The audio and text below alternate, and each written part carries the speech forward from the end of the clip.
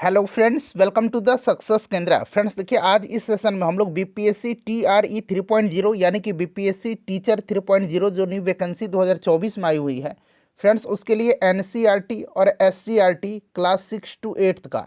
जी हाँ friends, NCERT और SCERT class 6, class 7 और क्लास 8 का जो पॉलिटिकल साइंस का बुक है फ्रेंड्स, उसके सारे एमसीक्यू को आज इस सेशन में हम लोग चैप्टर वाइज डिस्कस करने वाले हैं। बड़ा ही इंपॉर्टेंट सेशन है फ्रेंड्स। इससे पहले ऑलरेडी मैंने आपको एनसीईआरटी एससीईआरटी क्लास 6 to 8 का हिस्ट्री और ज्योग्राफी का एमसीक्यू मैंने आपको कवर करा दिया था। जिन्होंने भी नहीं देखा है ज़रूर देख लीजिएगा, लिंक आपको डिस्क्रिप्शन बॉक्स में मिल जाएगा। फ्रेंड्स, अगर आप चैनल पर पहली बार विजिट कर रहे हैं तो चैनल को सब्सक्राइब कर लीजिए और जो बगल में बेल आइकन है, घंटी का निशान है, उसको भी ज़रूर दबा लीजिएगा, ताकि जब भी इसी तरह का कोई भी इंपॉर्टेंट वीडियो बीपीएससी टीआरई 3.0 से संबंधित अपलोड किया जाए तो उसका नोटिफिकेशन सबसे पहले आपके पास पहुंच जाए। तो चलिए फ्रेंड्स, बिना देरी किए हुए सेशन आज का स्टार्ट करते हैं। फ्रेंड्स, एक बार सभी लोग प्लीज़ जल्दी से सेशन को लाइक कर दीजिए और इसका लिंक फटाफट किसी भी एक ग्रुप में जहां कहीं भी आप हैं वहां पर शेयर कर दीजिए। एक बार सभी लोग प्लीज़ जल्दी से सेशन को लाइक कर देंगे। चलिए फ्रेंड्स, अब आज का सेशन हम लोग स्टार्ट करते हैं। तो फ्रेंड्स, जैसे मैंने आपको बताया है कि आज इस सेशन में हम लोग बीपीएससी टीआरई 3.0 यानी कि बीपीएससी टीचर 3.0 जो न्यू वैकेंसी 2024 में आई हुई है फ्रेंड्स, उसके लिए एनसीईआरटी और एससीईआरटी का क्लास 6 to क्लास 8 का जो पॉलिटिकल साइंस है फ्रेंड्स, उसके सारे हम लोग एमसीक्यू को चैप्टर वाइज इस सेशन में डिस्कस करेंगे। बड़ा ही इंपॉर्टेंट सेशन रहने वाला है, इसको ध्यानपूर्वक देखिएगा। सेशन लंबा हो सकता है बट बड़ा ही इंपॉर्टेंट है आपके एग्जाम के दृष्टिकोण से। एक बार सभी लोग जल्दी से सेशन को लाइक कर दीजिए। चलिए सेशन स्टार्ट करते हैं फ्रेंड्स। यहाँ पर आप देख सकते हैं एनसीईआरटी की कक्षा 6, 7 एवं 8 के पाठ्यक्रम पर आधारित चैप्टर वाइज एमसीक्यू नागरिक शास्त्र यानी कि पॉलिटी का यह प्रश्न है, पॉलिटिकल साइंस है, ठीक है ना फ्रेंड्स। और देखिए, मैं आपको बता देता हूँ कि सबसे पहले जो है इसमें एनसीईआरटी का एमसीक्यू है। जैसे कि क्लास 6 का एनसीईआरटी हम लोग कवर कर लेंगे, फिर उसके बाद क्लास 6 का एससीईआरटी कवर करेंगे, फिर हम लोग क्लास 7 का एनसीईआरटी करेंगे, फिर उसका एससीईआरटी, फिर क्लास 8 का एनसीईआरटी और फिर उसका एससीईआरटी, ताकि एक साथ सब कुछ कंप्लीट होता चले। चलिएगा देखिएगा, क्लास 6 का हम लोग पहले कवर करेंगे नागरिक शास्त्र, ये एनसीईआरटी का है, ठीक है ना। इसके बाद हम लोग क्लास 6 का जैसे ही एनसीईआरटी समाप्त हो जाएगा एससीईआरटी करेंगे। इसी वीडियो में सब कुछ कंप्लीट कराऊंगा 6 से 8 तक आपको। चलिए जूम करता हूं ताकि आपको स्पष्ट दिखाई दे। देखिए फ्रेंड्स, अध्याय 1 है विविधता की समझ, ठीक है ना, चैप्टर का नाम है। पहला प्रश्न पढ़ेंगे और इससे पहले मैंने आपको class 6 to 8 NCERT SCERT history और ज्योग्राफी कवर करा दिया था। जिन्होंने भी नहीं देखा है ज़रूर देख लीजिएगा, लिंक आपको कमेंट बॉक्स में भी मिल जाएगा, मैंने पिन कर दिया है, या फिर जहाँ पर आप लाइव चैट कर रहे हैं वहाँ पर ऊपर देखिए लिंक आपको दिया गया है। चलिए, यात्रा वृत्तांत किसने लिखा है जिसमें लेखक ने मुसलमानों के जीवन का वर्णन किया है? आंसर सभी लोग कमेंट करते चलिएगा, ठीक है ना। तो फ्रेंड्स देखिए, इसका राइट आंसर इब्न बतूता हो जाएगा। इब्न बतूता की पुस्तक रहला है, अरबी भाषा में लिखा गया है और इसी में जो है इब्न बतूता ने मुसलमानों के जीवन का वर्णन किया है। और यह आया था किसके शासनकाल में? तो मोहम्मद बिन तुगलक के शासनकाल में यह भारत आया था। चलिए फ्रेंड्स, उसके बाद देखिएगा कि तिब्बत के लोग किस धर्म के अनुयायी हैं? तिब्बत के लोग जो हैं ये किस धर्म के अनुयायी हैं? तो फ्रेंड्स यहाँ पर आपका इस्लाम और बौद्ध हो जाएगा, ऑप्शन नंबर 3 करेक्ट आंसर हो जाएगा, ठीक है ना। अगला प्रश्न देखिएगा, केरल भारत के किस कोने में स्थित है? केरल भारत के किस कोना में स्थित है? तो केरल भारत के दक्षिण पश्चिम सिरे पर स्थित एक राज्य है और यह राज्य पश्चिम अरब सागर से घिरा हुआ है और पूरब में विशाल पश्चिमी घाटों से यह घिरा हुआ है, ठीक है ना। चलिए, तो राइट आंसर इसका क्या हो जाएगा फ्रेंड्स? यहाँ पर दक्षिण पश्चिम हो जाएगा। उसके बाद देखिएगा कि भारत का वर्णन करने के लिए विविधता में एकता वाक्यांश किसने गढ़ा? विविधता में एकता वाक्यांश किसने गढ़ा? तो फ्रेंड्स ये गढ़ा है पंडित जवाहरलाल नेहरू जी ने, ठीक है ना, इसको आप ध्यान रखिएगा, पंडित जवाहरलाल नेहरू जी ने। चलिए, उसके बाद नेक्स्ट क्वेश्चन हमारा कि निम्न में से किसे छोटा तिब्बत भी कहा जाता है? छोटा तिब्बत भी किसको कहा जाता है? तो छोटा तिब्बत लद्दाख को कहा जाता है। लद्दाख को छोटा तिब्बत कहा जाता है क्योंकि यह तिब्बती संस्कृति से बहुत प्रभावित है, ठीक है ना, तो इस चीज़ को आप ध्यान रखिएगा। चलिए, उसके बाद देखिए, कौन से कारक विविधता में योगदान नहीं करते हैं? विविधता में योगदान नहीं करते हैं। अब यहाँ पर देखिए ऑप्शन दिया गया है, बताइए राइट आंसर इसका क्या होगा? तो यहाँ पर देखिए धर्म, जाति व्यवस्था और भाषा ये विविधता के कारक हैं और भेदभाव जो है ये नहीं है। तो ऑप्शन नंबर यहाँ पर 4 राइट आंसर हो जाएगा। ठीक है ना, यहाँ पर देख लीजिए राइट आंसर इसका क्या हो जाएगा। फ्रेंड्स देखिए भारत विविधताओं का देश है और हम विभिन्न भाषाएं बोलते हैं, विभिन्न प्रकार के भोजन करते हैं, विभिन्न प्रकार के त्यौहार मनाते हैं और विभिन्न धर्मों का पालन करते हैं। ठीक है ना, और असमानता तब होती है जब किसी व्यक्ति के पास उपलब्ध संसाधन और अवसर अन्य व्यक्तियों के लिए नहीं होते हैं। जाति व्यवस्था असमानता का एक उदाहरण है। ठीक है ना, तो यहाँ पर आपका भेदभाव और जाति व्यवस्था हो जाएगा, जो कि ऑप्शन नंबर यहाँ पर 4 है, 2 और 4। चलिए उसके बाद देख लीजिएगा कि निम्नलिखित में से कौन सा कथन लद्दाख के लिए सही है, बताइए। तो देखिए फ्रेंड्स, लद्दाख जम्मू कश्मीर के पूर्वी भाग के पहाड़ों में एक रेगिस्तान है। इस क्षेत्र की भेड़ें विशिष्ट होती है क्योंकि वे पश्मीना ऊन का उत्पादन करती हैं और बौद्ध धर्म लद्दाख से होकर के तिब्बत पहुंचा था। तो यहाँ पर देखिएगा ये सारे के सारे स्टेटमेंट सही हैं। ठीक है ना, इसीलिए यहाँ पर आपका राइट आंसर तीनों हो जाएगा। और लद्दाख को अभी मैंने बताया था कि लद्दाख को छोटा तिब्बत भी कहा जाता है। ठीक है ना, तो 1, 2 और 3 यहाँ पर राइट आंसर हो जाएगा। चलिए अब आ गया दूसरा चैप्टर आपका, विकलांग लोगों के लिए दिया गया नाम क्या है। तो इनको दिव्यांग दिया गया है। ठीक है ना, दिव्यांग दिया गया है, इस चीज़ को आप ध्यान रखिएगा। देखिए निम्न में से किन्हें दलितों का नेता कहा जाता है। दलितों का नेता, तो फ्रेंड्स यह कहा जाता है किसको, दलितों का नेता जो है यह कहा जाता है किसको, भीमराव अंबेडकर जी को। ठीक है ना, तो यहाँ पर देखिए भीमराव अंबेडकर राइट आंसर हो जाएगा, इस चीज़ को आप ध्यान रखिएगा। चलिए उसके बाद नेक्स्ट क्वेश्चन कर लेंगे कि भारत में सबसे वंचित सामाजिक आर्थिक समूहों में से एक है, तो कौन सा है ये। तो फ्रेंड्स ये अनुसूचित जाति और अनुसूचित जनजाति हैं। ये आधिकारिक तौर पर भारत में सबसे वंचित सामाजिक आर्थिक समूहों में से एक हैं। तो ऑप्शन नंबर यहाँ पर 4 राइट आंसर हो जाएगा। निम्न में से किसे अपराध की तरह देखा जाता है। तो ये अपराध की तरह अस्पृश्यता को देखा जाता है, छुआछूत को। ठीक है ना, देखिए अस्पृश्यता अपराध अधिनियम 1955 अस्पृश्यता को दंडनीय अपराध के रूप में संबोधित करता है, इस चीज़ को भी आप ध्यान रखिएगा। और अस्पृश्यता का निवारण जो है यह किस अनुच्छेद में है, आगे प्रश्न पूछा गया है कि भारतीय संविधान का कौन सा अनुच्छेद अस्पृश्यता उन्मूलन सुनिश्चित करता है। तो यह आर्टिकल 17 है, इस चीज़ को आप ध्यान रखिएगा। कौन सा आर्टिकल है, बड़ा ही इंपॉर्टेंट है फ्रेंड्स, ध्यान रखिएगा कौन सा आर्टिकल है। तो यह आर्टिकल 17 है। ठीक है ना, चलिए अब हम लोग आगे बढ़ेंगे, नेक्स्ट क्वेश्चन कर लेंगे।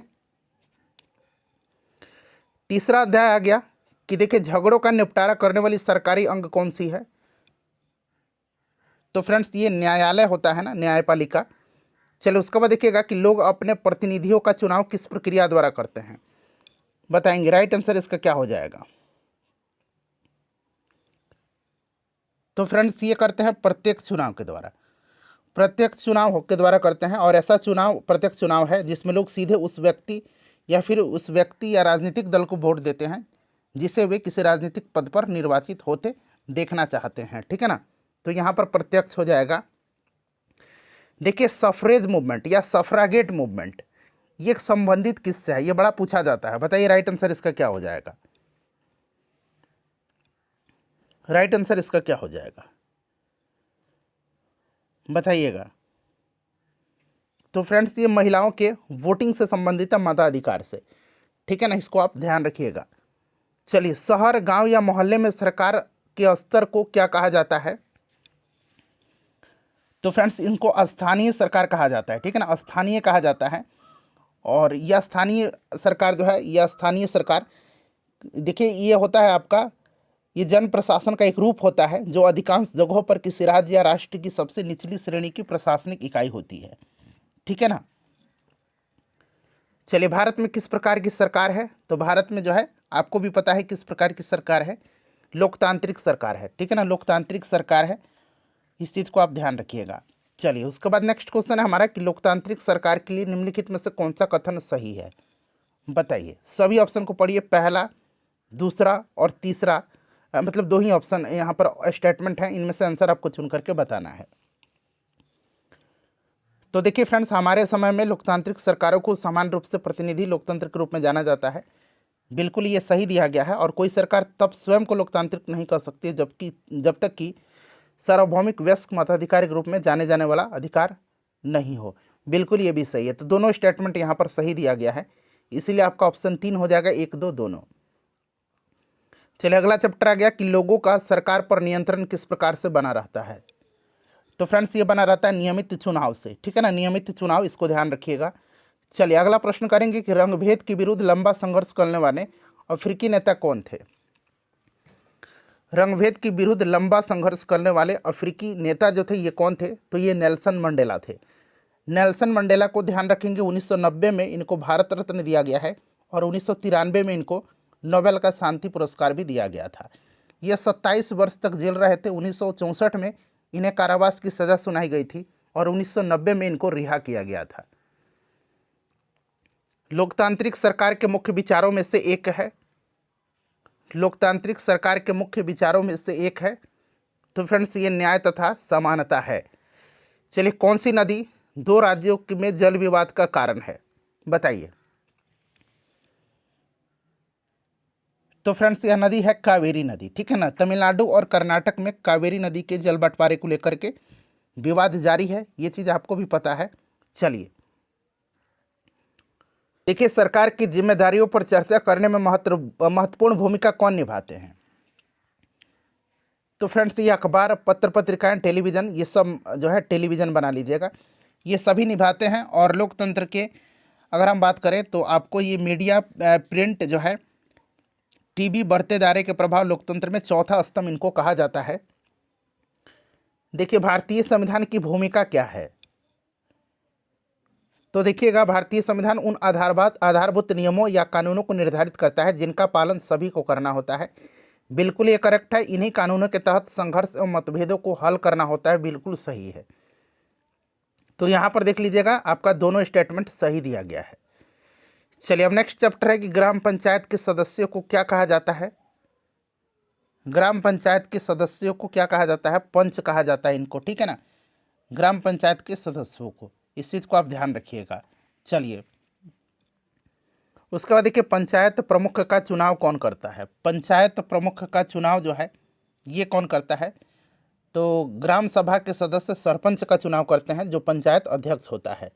सरपंच ग्राम पंचायत का मुख्य होता है, ठीक है ना, इस चीज़ को आप ध्यान रखिएगा। चलिए तो यहाँ पर ऑप्शन नंबर, इसका राइट आंसर क्या हो जाएगा, ग्राम सभा के सभी सदस्य। उसके बाद देखिएगा कि ग्राम पंचायत का गठन कितने वर्षों के बाद किया जाता है, बताइए राइट आंसर। तो फ्रेंड्स ये 5 वर्ष यहाँ पर करेक्ट आंसर हो जाएगा, ठीक है ना। ग्राम पंचायत के गठन का उल्लेख अनुच्छेद 40 के अंतर्गत किया गया है, इस चीज़ को आप ध्यान रखिएगा। और पंचायत चुनाव हर साल 5 साल में एक बार होता है, हर 5 साल पर, ठीक है ना। लोकतांत्रिक सरकार की पहली श्रेणी कौन सी है, लोकतांत्रिक सरकार की पहली श्रेणी कौन सी है, तो पंचायती राज व्यवस्था में प्रथम स्तर की निर्वाचित संस्था और लोकतंत्र की मूल इकाई ग्राम पंचायत होती है, ठीक है ना। तो यहाँ पर पंचायती राज व्यवस्था हो जाएगा। चलिए उसके बाद ध्यान रखिएगा कि इसका जो आपका पंचायतों का चुनाव जो है ये जिम्मेवारी किसकी होती है, तो राज्य सरकार की होती है, ठीक है ना। देखिए ग्राम पंचायत एवं ग्राम सभा की बैठक बनाने, यहाँ बुलाने बना लीजिए, ठीक अच्छा रहेगा, बुलाने, और जो भी खर्च एवं निर्णय हुए हैं उनका रिकॉर्ड कौन रखता है। तो फ्रेंड्स ग्राम पंचायत की और ग्राम सभा की बैठक बुलाने और जो भी खर्च और निर्णय हुआ है उसका रिकॉर्ड कौन रखता है, तो फ्रेंड्स ये ग्राम सचिव रखता है, ठीक है ना। तो यहाँ पर आप देख सकते हैं ये या तो फ्रेंड्स यहाँ पर ये ग्राम प्रधान रखेगा या फिर ग्राम सचिव रखेगा। तो मेनली ये ग्राम सचिव ही रखता है, तो इनमें से कोई नहीं लगाइएगा, ज़्यादा अच्छा रहेगा, ठीक है ना। चलिए उसके बाद देखिएगा कि ग्राम पंचायत के निम्नलिखित में से कौन से कार्य हैं। तो आपको 11वीं अनुसूची में याद होगा कि 29 विषय हैं, ठीक है ना, इस चीज़ को आप ध्यान रखिएगा। ग्राम पंचायत के लिए 29 विषय हैं 11वीं अनुसूची में, ठीक है। कितने विषय, 29 विषय हैं। और पूछा गया इनमें से कार्य इनका कौन सा है। तो फ्रेंड्स यहाँ पर आप देख लीजिएगा, ये जो तीनों स्टेटमेंट दिया गया ना, इसको एक बार पढ़ लीजिए वीडियो को पॉज करके, ठीक है ना। ये तीनों इनके कार्य हैं, ठीक है ना। तो यहाँ पर ऑप्शन नंबर 4 राइट आंसर हो जाएगा। चलिए उसके बाद देख लीजिएगा, नेक्स्ट क्वेश्चन है हमारा कि निम्नलिखित में से कौन पंचायतों की निधि के स्रोत हैं। पंचायतों के निधि के स्रोत जो हैं ये आपके इनमें से तीनों हो जाएंगे, तीनों पढ़ लीजिए, ये तीनों यहाँ पर हो जाएंगे, ठीक है ना। यहाँ पर तीनों पढ़ लीजिएगा, आपका राइट आंसर हो जाएगा यहाँ पर। चलिए फ्रेंड्स उसके बाद देखिए नेक्स्ट चैप्टर है कि पटवारी का कार्य निम्न में से क्या होता है। तो पटवारी का कार्य क्या होता है? पटवारी का कार्य बताइए। पटवारी का कार्य होता है भूमि को नापना और अभिलेख करना और भू राजस्व की वसूली करना। ऑप्शन 3 यहाँ पर राइट आंसर हो जाएगा, ठीक है ना। चलिए उसके बाद नेक्स्ट क्वेश्चन कर लेंगे। अगला प्रश्न हमारे, किसी जिले के उपखंडों को किन किन नामों से जाना जाता है? तो फ्रेंड्स इनको किन नाम से? तहसील या तालुका के नाम से जाना जाता है, ठीक है ना। तहसील और तालिका जैसे इनको विभिन्न नाम से भी जाना जाता है। तहसील एक जिले का उपजिला है और उसी प्रकार नयाबत एक तहसील की उप तहसील होती है, नयाबत। चलिए उसके बाद देखिएगा कि पटवारी को और किस नाम से जाना जाता है? तो पटवारी को लेखपाल भी कहा जाता है ना, ठीक है ना। तो यहाँ पर इसका राइट आंसर क्या हो जाएगा? लेखपाल यहाँ पर करेक्ट आंसर हो जाएगा। देखिए जिस लोहे की जंजीर से खेत मापा जाता है वह क्या कहलाता है? तो फ्रेंड्स उसको जरीब कहा जाता है। जो अमीन होते हैं ना वो जरीब से नापते हैं ज़मीन को, इस चीज़ को आप जानते भी हैं, जरीब राइट आंसर हो जाएगा। देखिए जिले में सबसे ऊपर कौन सा अधिकारी होता है? जिला में सबसे ऊपर जो अधिकारी होता है ये आपका जिला अधिकारी होता है, ठीक है ना। चलिए उसके बाद देखिए कि निम्नलिखित में से कौन सा पटवारी के कार्य हैं? पटवारी के कार्य इनमें से कौन से हैं? चलिए बताइएगा इसका राइट आंसर क्या हो जाएगा। तो यहाँ पर देख लीजिएगा फ्रेंड्स, इसमें से जो पटवारी का कार्य होगा आपका वो कौन सा होगा? तो देखिए पटवारी गांव के रिकॉर्ड का रखरखाव और अद्यतन करता है, बिल्कुल सही है। और ये किसी गांव के प्रति उत्तरदायी होता है, ये गलत दिया गया है, ठीक है ना। क्लियर ना, तो इसको आप ध्यान रखिएगा। और ये जो होता है प्रत्येक पटवारी गांव के एक समूह के प्रति उत्तरदायी होते हैं, ठीक है ना, किसी भी गांव के प्रति नहीं होते हैं। और पटवारी किसानों से भूमि राजस्व का संग्रह करने तथा सरकार को जानकारी प्रदान करने के प्रति भी उत्तरदायी होता है। ये आपका सही दिया गया है। तो पहला और आपका तीसरा सही है, दूसरा गलत है। तो इसीलिए ऑप्शन नंबर यहाँ पर 3 राइट आंसर हो जाएगा। उसके बाद देखिएगा कि नगर पालिका के तहत एक शहर को विभाजित किया जाता है। तो देखिए प्रत्येक नगर पालिका क्षेत्र को क्षेत्रीय निर्वाचन क्षेत्रों में विभाजित किया जाता है, जिन्हें हम लोग वार्ड कहते हैं, ठीक है ना। तो इसको वार्ड के अनुसार किया जाता है। उसके बाद देखिए नगर निगम या नगर परिषद के सदस्य कितने वर्षों के लिए चुने जाते हैं? तो फ्रेंड्स ये 5 वर्ष के लिए। बड़े बड़े शहरों में स्थानीय शासन चलाने वाली संस्था कौन सी है? तो फ्रेंड्स बड़े बड़े शहर में नगर निगम होता है, ठीक है ना। तो इसको आप ध्यान रखिएगा, नगर निगम होता है। तो नगर निगम यहाँ पर राइट आंसर हो जाएगा। बड़े बड़े शहर जैसे दिल्ली, कलकत्ता, इन सब में, ठीक है ना। तो ये नगर निगम हो जाएगा। नगर निगम के प्रशासनिक मुखिया को क्या कहते हैं? तो इनको नगर आयुक्त कहा जाता है, ठीक है ना। और जो इसका निर्वाचित मुखिया होता है वो मेयर होता है। तो यहाँ पर आप ध्यान से सुन लीजिए, जो इसका प्रशासनिक मुखिया होता है वो नगर आयुक्त होता है और जो निर्वाचित मुखिया होता है वो मेयर होता है, ठीक है ना। चलिए महापौर परिषद सरकार महापौर परिषद सरकार एक प्रकार की होती है, बताइए राइट आंसर इसका क्या होगा। तो फ्रेंड्स यह एक स्थानीय सरकार प्रणाली होती है। चलिए उसके बाद देखिएगा कि नगर निगम के लिए निम्नलिखित में से कौन सा कथन यहाँ पर सही दिया गया है? तो यहाँ पर देखिएगा कि पहला और दूसरा ये बिल्कुल सही दिया गया, इसको आप ध्यान से पढ़ लीजिएगा, ठीक है ना। पहला और दूसरा सही दिया गया है। साथ ही साथ यह स्कूल, अस्पताल और औषधालय भी चलाता है। तो यहाँ पर देखिएगा नहीं लिखा गया, इसलिए ये आपका गलत होगा, ठीक है ना। चूँकि पहला दूसरा सही दिया गया है तो यहाँ पर आपका पहला और दूसरा राइट आंसर हो जाएगा। चलिए देखिए कलपट्टू गांव में कौन कौन सी चीज़ें उगाई जाती हैं? जब आप बुक पढ़ेंगे तो ये गांव का नाम आपको मिलेगा। तो फ्रेंड्स इसमें जो है सभी फसल, इसमें से जो है आम, नारियल, कॉफ़ी, ये सब उगाई जाती है। किसानों की विपदा का मुख्य कारण क्या है?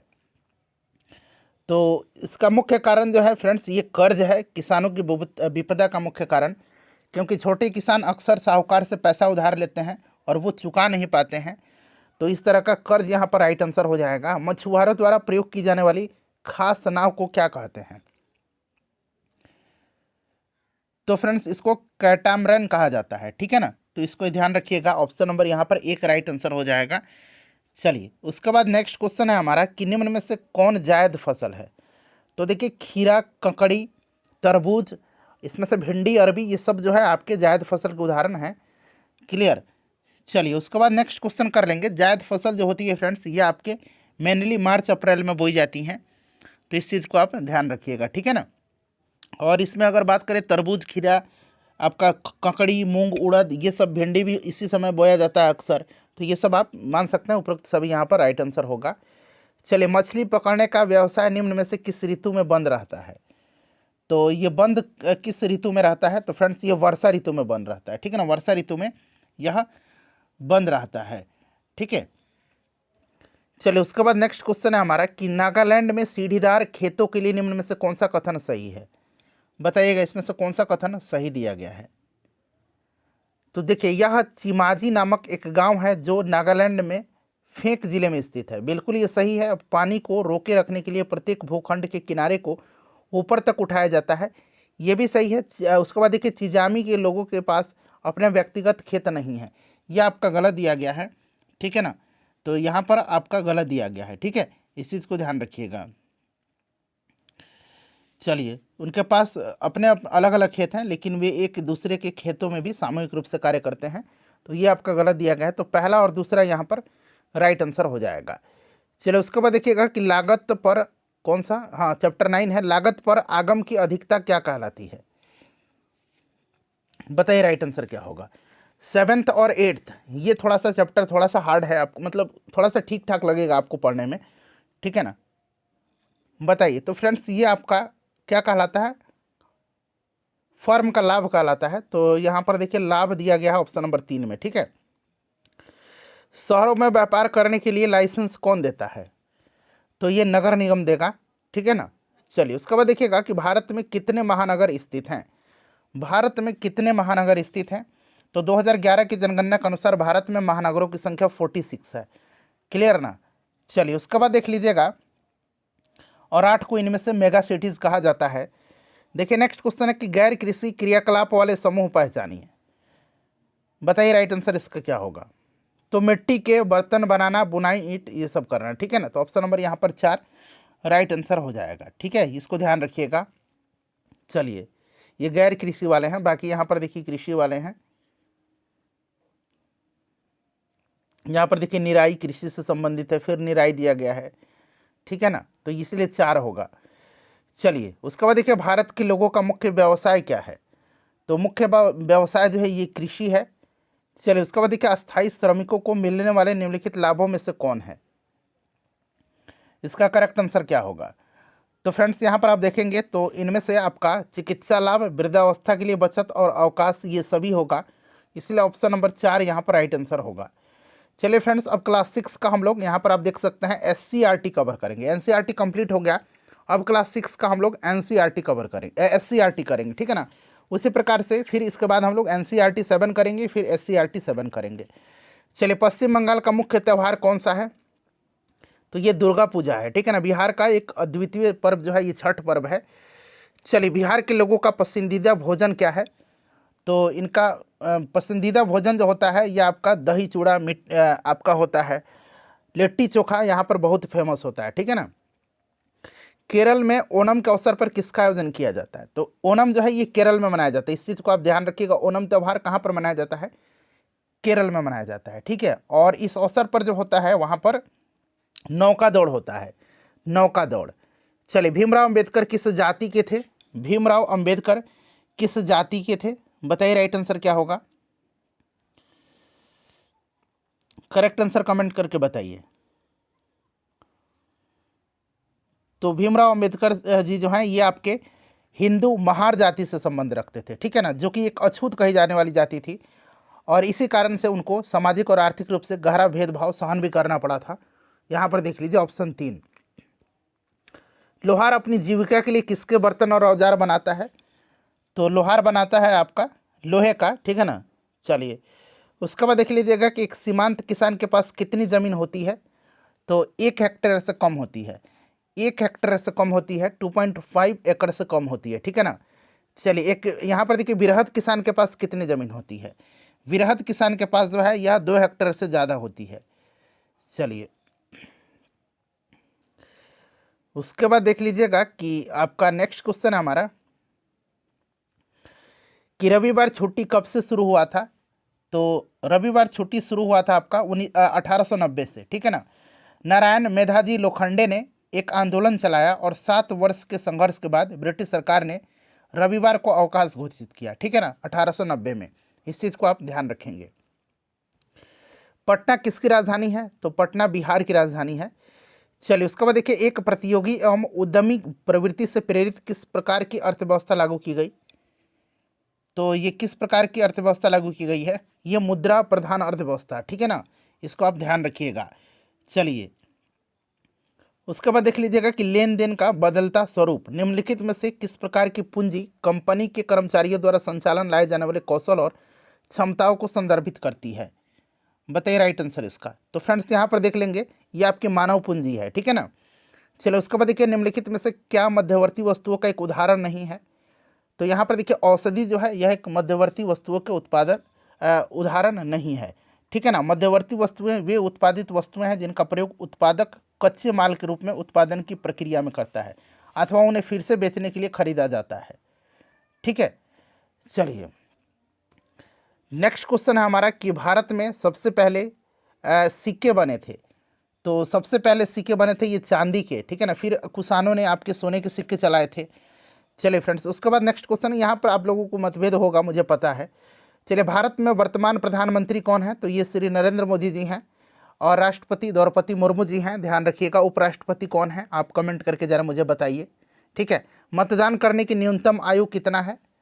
तो फ्रेंड्स यह 18 वर्ष है मतदान करने की न्यूनतम आयु, ठीक है। चलिए, और यह अधिकार वयस्क मताधिकार 326 में प्रदान किया गया है, इस चीज़ को आप ध्यान रखिएगा। चलिए उसके बाद देख लीजिए, नेक्स्ट क्वेश्चन है कि सरकार के कितने अंग होते हैं? सरकार के 3 अंग हैं, विधायिका, कार्यपालिका और न्यायपालिका। तो यहाँ पर 3 राइट आंसर हो जाएगा। कानून बनाने का कार्य किसका होता है? तो कानून संसद बनाती है। इस चीज़ को देखिए, बड़ा प्रश्न ये पूछा जाता है। चलिए उसके बाद देख लीजिएगा कि ग्राम पंचायत के प्रमुख कौन होते हैं? ग्राम पंचायत के प्रमुख जो होते हैं ये कौन होते हैं? चलिए बता दीजिए, इसका राइट आंसर क्या हो जाएगा? ग्राम पंचायत के प्रमुख कौन होते हैं? करेक्ट आंसर बताइए, सभी लोग आंसर कमेंट करिएगा। ग्राम पंचायत के प्रमुख जो होते हैं ये मुखिया होता है, ठीक है ना, मुखिया राइट आंसर हो जाएगा। उसके बाद देखिएगा कि जिन चीज़ों का उपयोग सभी व्यक्ति करते हैं उसे क्या कहा जाता है? जिन चीज़ों का उपयोग सभी व्यक्ति करते हैं उनको सार्वजनिक कहा जाता है। पटना नगर में कितने वार्डों पटना नगर के कितने वार्डों में बांटा गया है? तो फ्रेंड्स इसको बांटा गया है कितने वार्ड में? तो इसको बांटा गया है आपके 72 में, लेकिन 75 वार्ड आप ध्यान रखिएगा, ठीक है ना। इनको 75 वार्ड में बांटा गया है, 75 वार्ड में बांटा गया है। और उसके बाद देख लीजिएगा कि पटना नगर निगम की स्थापना जो हुई थी ये 1952 में हुई थी, ठीक है ना, तो इसको आप ध्यान रखिएगा। नेक्स्ट चैप्टर आ गया, अब 7 नंबर चैप्टर है ये कि किस बत्ती के आशय वाहनों के ठहराव से है? किस बत्ती का? तो ये लाल रंग का बत्ती जब जलेगा तो वाहन रुक जाएंगे, ठीक है ना, इस चीज़ को आप ध्यान रखिएगा। चलिए उसके बाद नेक्स्ट क्वेश्चन है कि रेलवे क्रॉसिंग कितने प्रकार के होते हैं? तो फ्रेंड्स ये आपके 2 प्रकार के होते हैं। ये एक मानव रहित रेलवे क्रॉसिंग होता है और एक रक्षित रेलवे क्रॉसिंग होता है, ठीक है ना। तो यहाँ पर 2 प्रकार के होते हैं। पैदल यात्रियों के लिए सड़क पार करने के लिए जिस संकेत का प्रयोग किया जाता है वह कौन सा है? तो वो क्रॉसिंग है, ठीक है ना, तो ये उसे क्रॉसिंग कहा जाता है। तो यहाँ पर ऑप्शन नंबर 4 राइट आंसर हो जाएगा। चलिए फ्रेंड्स, अब यहाँ पर आप देख सकते हैं, अब आपका आ गया क्लास 7th का, ठीक है ना, एनसीईआरटी का क्वेश्चन क्लास 7th का। फिर उसके बाद हम क्लास 7th का एससीईआरटी करेंगे। देखिए क्लास 7th नागरिक शास्त्र, ठीक है ना, पहला चैप्टर है जूठन किसकी आत्मकथा है? जूठन किसकी आत्मकथा है? तो यह फ्रेंड्स ओम प्रकाश वाल्मीकि की है। VBI क्वेश्चन है, इसको आप ध्यान रखेंगे, ठीक है ना। चलो उसके बाद देखिएगा कि भारतीय संविधान में कितने मौलिक कर्तव्य हैं? मौलिक कर्तव्य फंडामेंटल ड्यूटीज पूछा गया है। 42वां संविधान संशोधन के द्वारा इसको संविधान में जोड़ा गया था सरदार स्वर्ण सिंह समिति की अनुशंसा पर, और इसको संविधान के भाग 4A के अनुच्छेद 51A में रखा गया है। मौलिक कर्तव्य को टोटल 11 मौलिक कर्तव्य हैं, इस चीज़ को आप ध्यान रखिएगा। रूस के संविधान से इनको लिया गया है। मध्याह्न भोजन योजना मिड डे मील जो स्कीम है कब शुरू किया गया था? और सबसे पहले ये तमिलनाडु की स्कूलों में चालू किया गया था मिड डे मील स्कीम योजना, ये जो मध्याह्न भोजन योजना है।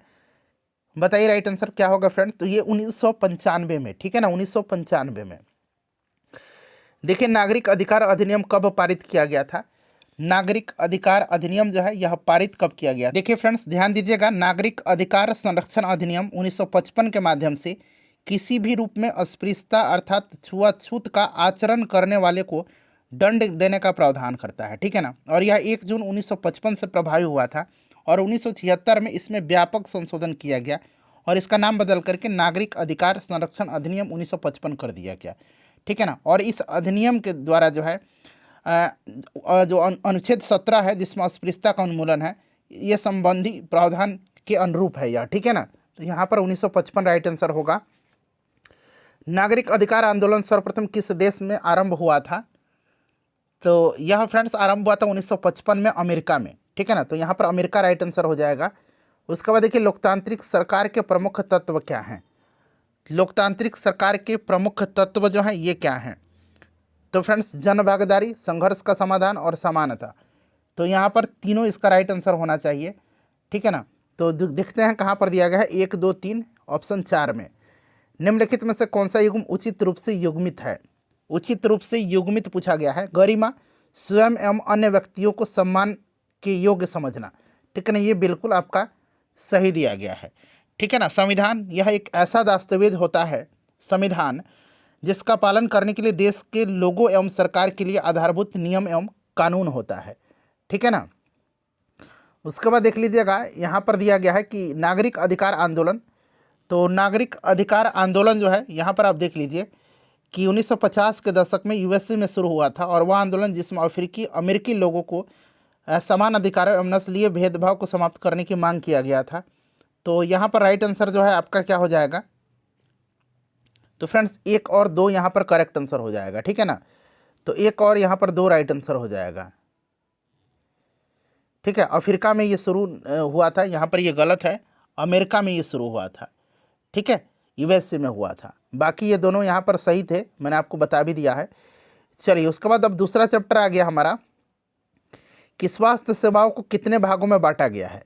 स्वास्थ्य सेवाओं को कितने भागों में बांटा गया है? तो फ्रेंड्स इनको 2 भागों में बांटा गया है। स्वास्थ्य सेवाओं को 2 भागों में बांटा गया है।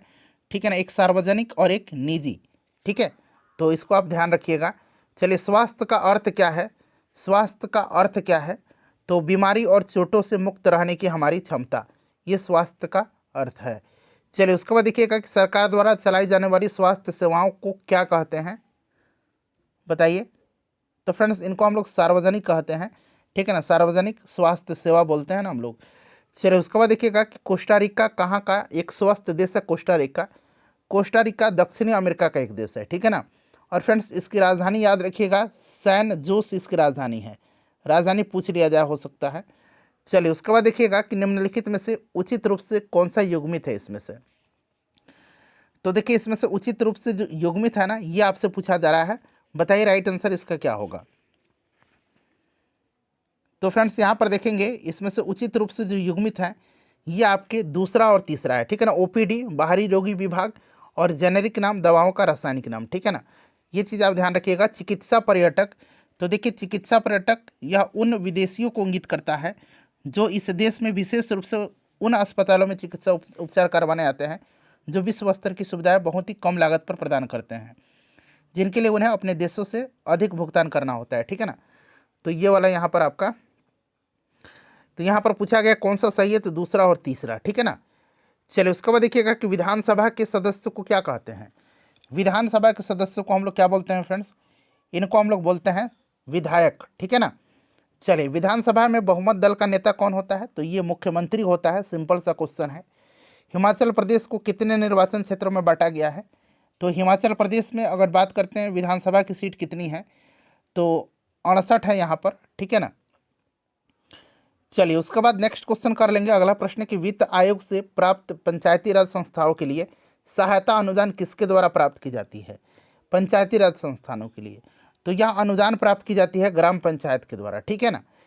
चलिए उसके बाद देखिएगा फिर से पूछा गया है कि कौन सा युग्मित है, यहाँ से सही है, कथन उचित रूप से युग्मित है। तो बताइए यहाँ पर कौन सा युग्मित है?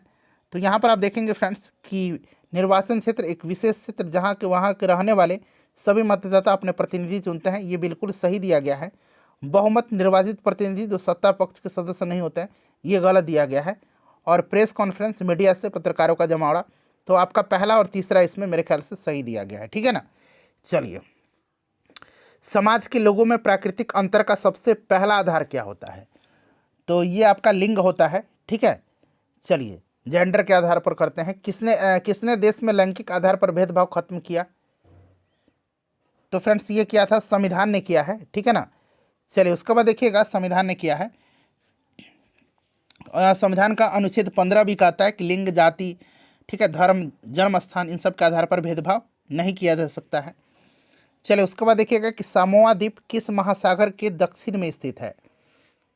तो फ्रेंड्स ये आपका प्रशांत महासागर का, ठीक है, याद रखिएगा। उसके बाद नेक्स्ट क्वेश्चन करेंगे कि निम्नलिखित में से कौन सा कथन उचित रूप से युग्मित है। इसमें से फिर से पूछा गया कि कौन सा उचित रूप से युग्मित है। तो देखिए पहला और दूसरा जो है ना ये युग्मित है, ठीक है। तीसरा देखिएगा कि अवमूलित, ये युग्मित नहीं है, ये युग्मित नहीं है। अवमूलित जब किसी को किसी कार्य या नौकरी के लिए उचित मान्यता नहीं दी जाती है तब वह अवमूलित महसूस कर सकता है, ठीक है। किसी कार्य के लिए दी गई मान्यता नहीं, उचित मान्यता जब नहीं दी जाएगी तब। चलिए तो ये पहला और इसमें से दूसरा सही है। चलिए उसके बाद देखिएगा कि रामाबाई ने मुक्ति मिशन किस वर्ष स्थापित किया था। तो रामाबाई ने मुक्ति मिशन को स्थापित किया था कब, बताएंगे इसका राइट आंसर। रामाबाई ने मुक्ति मिशन को स्थापित किया था 1889 में, शायद 1889 में किया था, ठीक है ना। एक बार आप लोग भी चेक करिएगा और बताइएगा इसका राइट आंसर क्या हो जाएगा, ठीक है फ्रेंड्स। चलिए 1889 में इन्होंने किया था। चलिए उसके बाद नेक्स्ट क्वेश्चन कर लेंगे कि राम सुंदरी देवी ने असमानता के अपने अनुभव पर क्या लिखा है। तो इन्होंने जो है आत्मकथा लिखा है और आत्मकथा का नाम है अमर जीवन, यानी कि माई लाइफ, बांग्ला में लिखा गया है अमर जीवन माई लाइफ, ठीक है ना। इस चीज़ को आप ध्यान रखिएगा। चलिए उसके बाद नेक्स्ट क्वेश्चन कर लेंगे। अगला प्रश्न है कि भारत में कितने वर्ष पर जनगणना होती है। तो प्रत्येक 10 वर्ष पर, ठीक है। चलिए और 1872 में लॉर्ड मेयो के समय पहली बार जनगणना हुई थी और फिर 1881 से लॉर्ड रिपन के समय से नियमित जनगणना कराई जा रही है। भारत में कितने प्रतिशत महिलाएं कृषि कार्य करती हैं। भारत में 80%, आर्थिक रूप से सक्रिय 80% महिलाएं कृषि क्षेत्र में कार्यरत हैं। यौन प्रताड़ना सुरक्षा कानून कब चलाया गया था। तो फ्रेंड्स यह चलाया गया था कब, बताइए। 2013 में भारत ने औपचारिक और अनौपचारिक दोनों क्षेत्रों में कामगारों की सुरक्षा के लिए कार्यस्थल पर महिलाओं का यौन उत्पीड़न रोकथाम, निषेध और निवारण अधिनियम लागू किया था। चलिए घरेलू हिंसा विरोधी कानून कब लागू हुआ था, बताइए। तो फ्रेंड्स ये 2006 में लागू हुआ था। घरेलू हिंसा से महिला संरक्षण अधिनियम 2005 जो है यह लागू 2006 में हुआ था। इस चीज़ को आप ध्यान रखिएगा। निम्नलिखित में से कौन उचित रूप से युग्मित है। तो यहाँ पर देखिएगा उचित रूप से युग्मित पूछा गया है, तो इसमें से आपका पहला और दूसरा युग्मित है, ठीक है ना। अतिक्रमण बिल्कुल युग्मित है और यौन उत्पीड़न भी युग्मित है।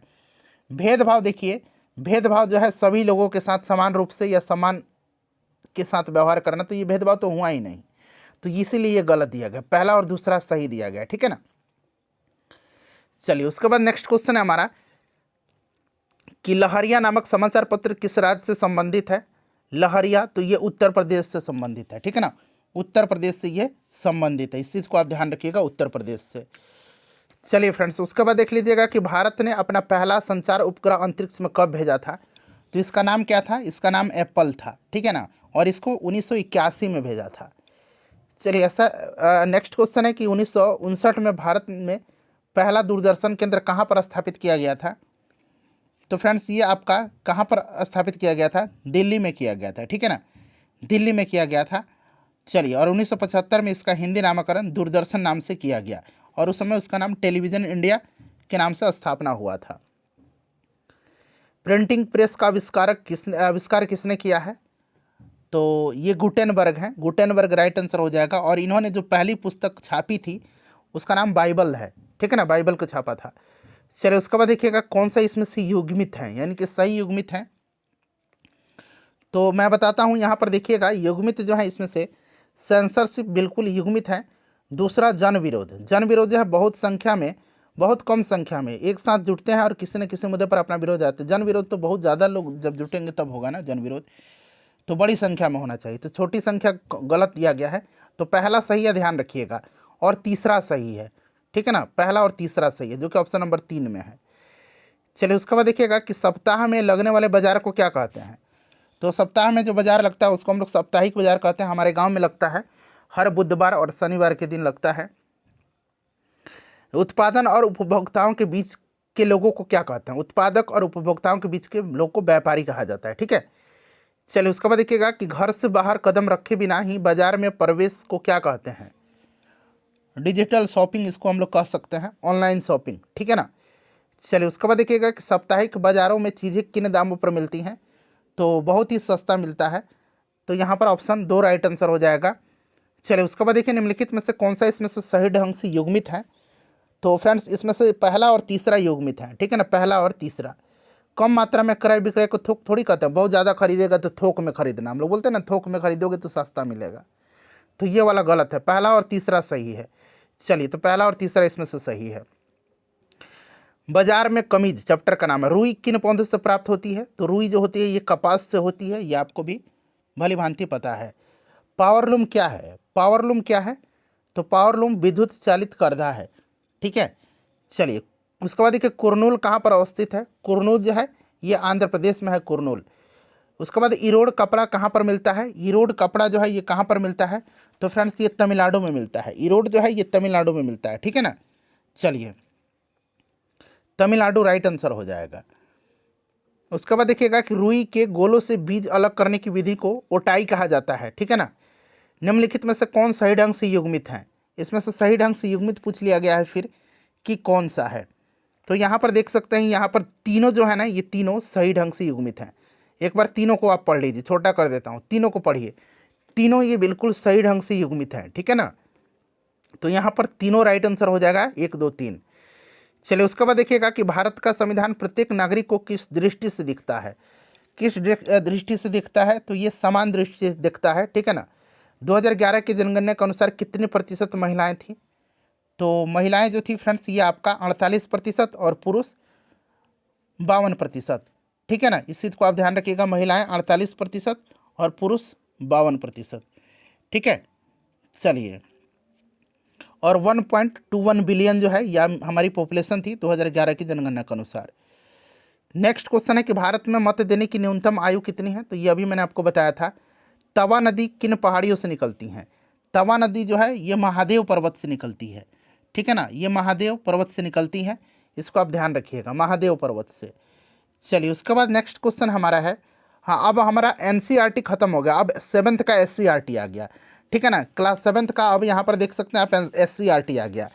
चलिए प्रश्न पढ़िएगा कि सत्ताधारी दल के विधायक अपना चुनेंगे जो बनेगा, तो अपना नेता चुनते हैं जो मुख्यमंत्री बनता है। ठीक है ना। चलिए उसके बाद देखिएगा कि वह स्थान जहाँ सभी विधायक चाहे सत्ता पक्ष के हों या विपक्ष के हों विभिन्न चीज़ों पर चर्चा करते हैं, विधायक करते हैं, उनको क्या बोलते हैं? उनको हम लोग विधानसभा बोलते हैं। ठीक है ना। चलिए भारत में शासन के 3 स्तर कौन कौन से हैं? तो फ्रेंड्स ये केंद्रीय, राज्य और स्थानीय, ये 3 स्तर है। तो यहाँ पर देखिए दूसरा राइट आंसर हो जाएगा। चलिए उसके बाद देखिएगा कि अगला चैप्टर आ गया कि मीडिया अंग्रेजी शब्द किससे लिया गया है? तो मीडियम से लिया गया है। ठीक है ना, मीडियम से ध्यान रखिएगा, मीडियम का प्लुरल मीडिया होता है। चलिए उसके बाद देखिएगा कि समाज में विचारों के एवं खबरों के आदान प्रदान का माध्यम क्या कहलाता है? बताइए, समाज में। तो फ्रेंड्स ये मीडिया है। मनरेगा की शुरुआत कब हुई थी? मनरेगा की शुरुआत कब हुई थी बताएंगे, इसका राइट आंसर क्या होगा? देखिए मनरेगा की शुरुआत जो है ना, पहले नरेगा इसका नाम था। ठीक है, राष्ट्रीय ग्रामीण रोजगार गारंटी योजना नरेगा, इसकी शुरुआत मनमोहन सिंह के समय में हुई थी 2006 में। ठीक है, और ये एक्ट जो था नरेगा एक्ट ये 2005 में पारित हुआ था और 6 में शुरुआत हुई थी। फिर इसका नाम बदला गया मनरेगा, महात्मा गांधी, इसमें महात्मा गांधी राष्ट्रीय ग्रामीण रोजगार गारंटी योजना इसका नाम किया गया। ठीक है ना, तो इस चीज़ को आप ध्यान रखेंगे। तो यहाँ पर राइट आंसर आपका 2006 हो जाएगा। ठीक है ना। चलिए उसके बाद नेक्स्ट क्वेश्चन है कि सबसे पहले संदेश पहुँचाने की प्रथा थी, तो ये कबूतर संदेश पहुँचाते थे। चलिए कबूतर को शांति का प्रतीक भी माना जाता है। देखिए विज्ञापन देने वाले मुख्यतः होते हैं, तो विज्ञापन देने वाले मुख्यतः व्यापारिक संस्थान ही होते हैं। ठीक है ना, ये लोग ही देते हैं, किसी प्रोडक्ट का एडवर्टीजमेंट करवाते हैं ये लोग। विशिष्ट पहचान स्थापित करने के लिए उत्पाद को दिया जाता है, तो फ्रेंड्स ये दिया जाता है, ब्रांड नाम दिया जाता है, ठीक है ना। इस ब्रांड का ये है, इस ब्रांड का वो है। देखिए किसने महिला शिक्षा और समानता के लिए महत्वपूर्ण संघर्ष किया था। तो फ्रेंड्स देखिए ये आपकी सावित्रीबाई फुले हैं।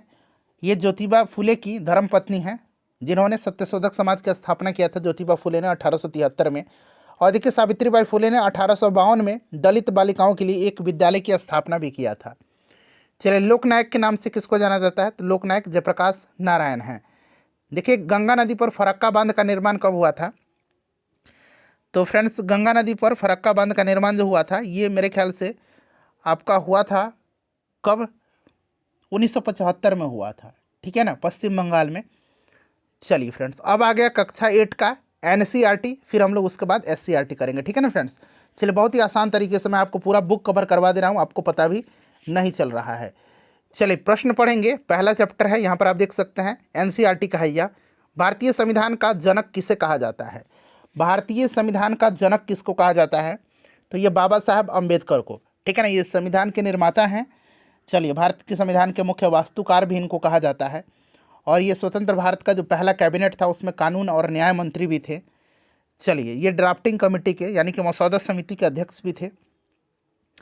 भारतीय राष्ट्रीय आंदोलन का उदय कौन सी सदी में हुआ था, तो फ्रेंड्स यह 19वीं सदी में हुआ था, ठीक है ना। देखिए किसी भी धर्म को राजकीय धर्म के रूप में बढ़ावा न देना क्या कहलाता है, तो इसको कहा जाता है धर्मनिरपेक्षता। चलिए संविधान सभा का गठन कब किया गया था, तो संविधान सभा का गठन किया गया था कैबिनेट मिशन की संस्तुति के आधार पर 1946 में, 1946 में किया गया था, ठीक है ना। इस चीज़ को आप ध्यान रखिएगा, क्लियर। और पहली बैठक 9 दिसंबर 1946 को हुई थी, जिसमें अस्थायी अध्यक्ष सच्चिदानंद सिन्हा चुने गए थे, ठीक है ना फ्रेंड्स, ये सब ध्यान रखेंगे। देखिए लोकतंत्र की स्थापना कब हुई थी भारत में, तो भारत में लोकतंत्र की स्थापना 1950 में हुई थी, ठीक है ना, तो 1950 आप याद रखिएगा। चलिए देखिए भारतीय संविधान के प्रारूप समिति के अध्यक्ष कौन थे, प्रारूप समिति के अध्यक्ष जो थे ये कौन थे, तो भीमराव अंबेडकर थे, ठीक है। और संचालन समिति के अध्यक्ष डॉक्टर राजेंद्र प्रसाद थे। चलिए उसके बाद नेक्स्ट क्वेश्चन कर लेंगे। और प्रारूप समिति में आपके अध्यक्ष सहित 7 सदस्य थे। चलिए संविधान के सभी संघ संविधान समिति के अध्यक्ष कौन थे, तो ये पंडित जवाहरलाल नेहरू थे, ठीक है ना फ्रेंड्स। चलिए उसके बाद देख लीजिएगा किसी देश का शासन चलाने के लिए आवश्यक मूलभूत नियमों के संग्रह को क्या कहा जाता है, तो उसको संविधान कहा जाता है, ठीक है ना, उसको कॉन्स्टिट्यूशन कहा जाता है। निम्नलिखित में से कौन सही ढंग से मेल खाता है, सही ढंग से इसमें से मेल कौन सा खाता है, यह आपसे पूछा गया है। तो देखिए अंतर सामुदायिक आधिपत्य, एक ही समुदाय के भीतर की किसी समुदाय के सदस्यों का दूसरे पर हावी होना। तो यहाँ पर देखिएगा एक समुदाय का दूसरे पर आधिपत्य होना अर्थात अंतर समुदाय वर्चस्व, या एक ही समुदाय के भीतर किसी समुदाय पर दूसरे समुदाय सदस्य का आधिपत्य होना अर्थात अंतः सामुदायिक आधिपत्य, ठीक है ना, तो ये अंतः होना चाहिए। तो यहाँ पर ये आपका गलत दे दिया गया है, ठीक है। चलिए उसके बाद देख लीजिएगा कि संप्रभु स्वतंत्र लोग, बिल्कुल सही, और अत्याचार शक्ति का अनुचित उपयोग, तो यहाँ पर 2 और 3 यहाँ पर राइट आंसर होगा। चलिए अब नेक्स्ट चैप्टर आ गया हमारा कि धर्म को राज्य से अलग करना क्या कहलाता है। धर्म को राज्य से अलग करना जो है ये आपका कहलाता है क्या, तो धर्मनिरपेक्षता। निम्नलिखित में से कौन सा एक मौलिक अधिकार है, 6 प्रकार के मौलिक अधिकार हैं, भाग 3 में संविधान के मौलिक अधिकार है, अनुच्छेद 12 से लेकर के 35 तक में, ठीक है ना। तो इसमें से देखिएगा आपका संपत्ति का अधिकार मौलिक अधिकार नहीं था, इसको हटा दिया गया था 44वां संविधान संशोधन के द्वारा, ठीक है ना, और इसको कानूनी अधिकार विधिक अधिकार के रूप में रखा गया। स्वतंत्र धर्म की स्वतंत्रता का अधिकार जो है यहाँ पर आपका ये मौलिक अधिकार है, ठीक है ना फ्रेंड्स, याद रखिएगा। और यह अनुच्छेद 25 से 28 तक में है धर्म की स्वतंत्रता। चलिए उसके बाद देखिएगा कि भारतीय संविधान के द्वारा भारत को कैसा राज्य घोषित किया गया है, तो ये एक धर्मनिरपेक्ष है, ठीक है ना फ्रेंड्स। चलिए पंथ निरपेक्ष शब्द जोड़ा गया है, आपको भी पता है 42वां संविधान संशोधन 1976 के द्वारा। भारत में कौन सा धर्म बहुसंख्यक की पंक्ति में आता है, तो बहुसंख्यक में हिंदू आ जाएगा, ठीक है। चलिए नेक्स्ट क्वेश्चन कर लेंगे, अगला प्रश्न कि संविधान के द्वारा दिए गए अधिकारों को क्या कहा जाता है, तो उसको मौलिक अधिकार कहा जाता है, ठीक है ना, फंडामेंटल राइट्स कहा जाता है। चलिए भारतीय संविधान के किस अनुच्छेद में अस्पृश्यता की समाप्ति का प्रावधान है, तो अनुच्छेद 17 में है, इसको आप जरूर ही ध्यान रखिएगा। चलिए उसके बाद नेक्स्ट क्वेश्चन करेंगे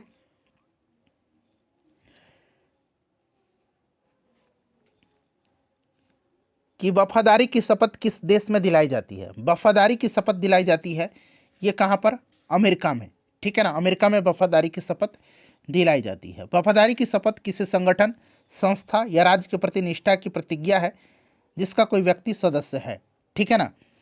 चलिए उसके बाद देखिएगा कि निम्न में से कौन धर्म के मामले में हस्तक्षेप कर सकता है, तो ये राज्य कर सकता है। चलिए उसके बाद देखिएगा कि निम्नलिखित में से कौन सा सही ढंग से युग्मित है। जबरदस्ती किसी को बाध्य करना, जबरदस्ती मतलब किसी को जबरदस्ती बाध्य करना, तो यहाँ पर यह आपका सही दिया गया। हस्तक्षेप किसी विशेष मामले को प्रभावित करना, बीच में टांग अड़ा देना। विवेचना की स्वतंत्रता यानी कि व्यक्ति की स्वतंत्रता, ये आपका तीनों सही है। तो यहाँ पर चौथा हो जाएगा 1, 2, 3। चलिए संसद का कार्य निम्न में से है। संसद का कार्य क्या है, तो देखिए संसद का कार्य है कार्यपालिका पर नियंत्रण, ठीक है ना, कार्यपालिका पर नियंत्रण करना। और कार्यपालिका पर संसद द्वारा नियंत्रणों में सबसे महत्वपूर्ण उसके व्यय पर नियंत्रण रखना है। उसके बाद देखिएगा कि भारतीय संसद का अंग है, तो राष्ट्रपति, राज्यसभा और लोकसभा से मिलकर के उपरोक्त सभी। राज्य विधानसभा के सदस्य को क्या कहते हैं, राज्य विधानसभा के सदस्य को हम लोग कहते हैं एमएलए, ठीक है ना। चलिए उसके बाद देखिएगा कि राज्य में कुल कितने राज्यसभा में कितने सदस्य हैं, तो अधिकतम तो 250 आपको पता है, लेकिन अभी देखेंगे तो 245 होगा, 245, ठीक है ना। 233 जो है राज्य और केंद्र शासित प्रदेश जैसे कि दिल्ली और पुडुचेरी से चुने जाते हैं, और 12 राष्ट्रपति के द्वारा मनोनीत होते हैं। लोकसभा में बहुमत हासिल करने के लिए किसी दल कम से कम कितने सदस्य होने चाहिए, तो लोकसभा में कम से कम जो है कितना सदस्य होना चाहिए, तो फ्रेंड्स ये आपका कितना होना चाहिए बताइए, राइट आंसर, करेक्ट आंसर इसका क्या होगा, तो ये आपका 273 होना चाहिए, ठीक है ना, 273 होना चाहिए, 273, ठीक है ना। चलिए 545 सीट है, तो 273 उसका आधा मतलब से अधिक होना चाहिए, इस चीज़ को आपको ध्यान रखना है। भारतीय संसद कहाँ स्थित है, तो नई दिल्ली में है। चलिए वर्तमान में राज्यसभा के सभापति कौन है, तो जगदीप धनखड़ जी हैं वर्तमान में, इस चीज़ को आप ध्यान रखिएगा, ठीक है। चलिए उसके बाद नेक्स्ट क्वेश्चन कर लेंगे कि भारत में 500 रुपये का नोट किस स्तर की सरकार जारी करती है, तो भारत सरकार केवल 1 रुपया का नोट जारी करता है, वित्त सचिव का हस्ताक्षर होता है, और बाकी जो है रिजर्व बैंक के द्वारा जो है जितने भी नोट होते हैं ये आपके जारी किए जाते हैं। चलिए उसके बाद देख लीजिएगा कि राज्यसभा के सदस्यों का कार्यकाल कितना होता है, तो राज्यसभा का 6 वर्ष होता है। उसके बाद नेक्स्ट क्वेश्चन है हमारा कि राष्ट्रपति राज्यसभा में कितने सदस्य मनोनीत कर सकता है, तो ये 12 होता है, ठीक है ना। चलिए संसदीय कार्यकारिणी में यह आवश्यक है कि प्रधानमंत्री को बहुमत का समर्थन किस में होना चाहिए, मतलब किस सदन में, तो फ्रेंड्स ये आपका बताइए राइट आंसर क्या होगा इसका, लोकसभा में, ठीक है ना। चलिए भारत में लोकसभा की सबसे अधिक सीटें किस राज्य में है, तो सबसे ज़्यादा उत्तर प्रदेश में लोकसभा की सीट है, 80 सीट है। बिहार में लोकसभा की 40 सीटें हैं, याद रखिएगा, ठीक है। चलिए लोकसभा के सदस्य बनने के लिए न्यूनतम आयु लोकसभा के लिए 25 वर्ष और राज्यसभा के लिए 30 वर्ष। उसी प्रकार से राज्य विधानसभा के लिए 25 वर्ष और विधान परिषद के लिए 30 वर्ष।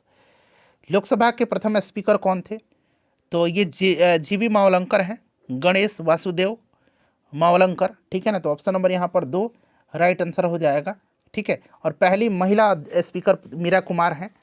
चलिए लोकसभा में सत्ताधारी दल का मुखिया कौन होता है, तो फ्रेंड्स ये प्रधानमंत्री होते हैं।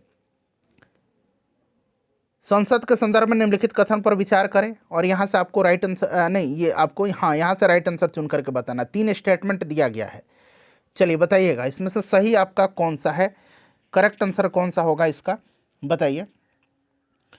तो यहाँ पर आप फ्रेंड्स देखेंगे तो पहला और दूसरा सही दिया गया है। संसद जो है कानून बनाने वाली सर्वोच्च संस्था है, और राज्यसभा राज्यों की परिषद, इसमें कुल सदस्यों की संख्या 245 होते हैं, और राष्ट्रपति इसकी अध्यक्षता करते हैं, ठीक है ना। राष्ट्रपति जो होता है उपराष्ट्रपति, सॉरी, ये पदेन सभापति होता है राज्यसभा का, तो ये दोनों सही दिया गया है, ठीक है ना। तीसरा देखिएगा कि 545 है जिसकी अध्यक्षता राष्ट्रपति द्वारा, नहीं, लोकसभा के स्पीकर होता है, ओम बिरला जी हैं अभी, तो ये गलत है, पहला दूसरा सही था, ठीक है ना। चलिए उसके बाद नेक्स्ट हमारा क्वेश्चन आ गया कि निम्नलिखित में से कौन सा कानून अंग्रेजों के मनमानेपन का उदाहरण है, तो ये आपका रॉलेट एक्ट और राजद्रोह एक्ट, ठीक है ना।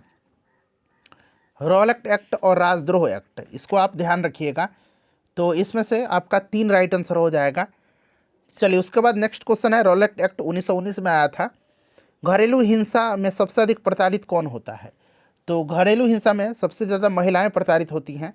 अमेरिका द्वारा नागरिक अधिकार कानून कब पारित किया गया था? तो अमेरिका के द्वारा जो है 1964 में नागरिक अधिकार अधिनियम पारित किया गया था, 1964 में।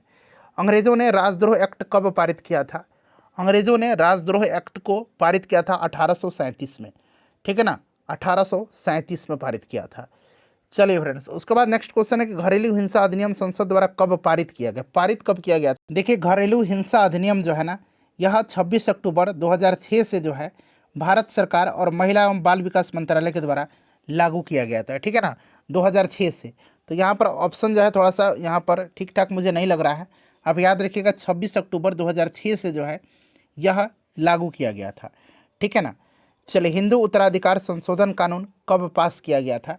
तो फ्रेंड्स, यह पास किया गया था 2005 में, ठीक है ना, 2005 यहाँ पर राइट आंसर हो जाएगा। कानून बनाने में सबसे महत्वपूर्ण भूमिका किसकी होती है? तो ये महत्वपूर्ण भूमिका संसद की होती है।